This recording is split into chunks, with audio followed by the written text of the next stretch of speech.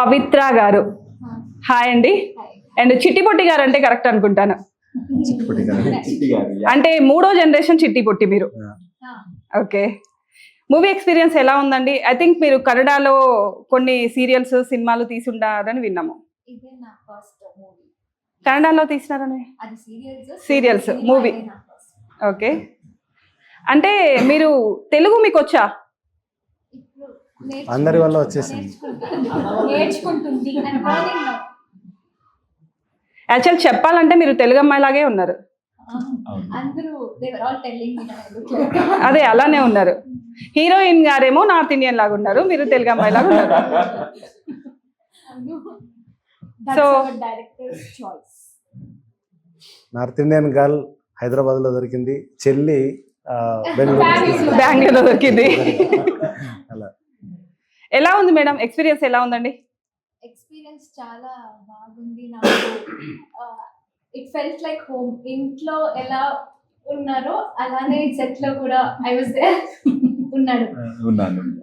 And నాకు ఒక family దొరికింది ఈ సెట్ లో. ఇంటి I did not miss my home because I got an other families.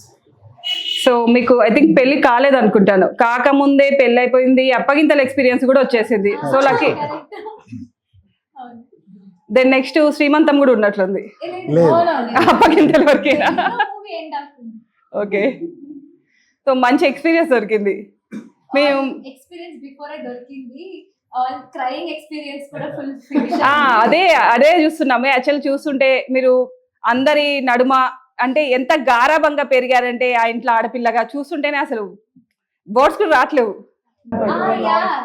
Whole set pampered me, like how they pamper me at home. Even at shooting spot, everyone, brother was like own brother lagane feel aindi, and this fellow made me feel like home. Harsha was very close and andru made me feel like home.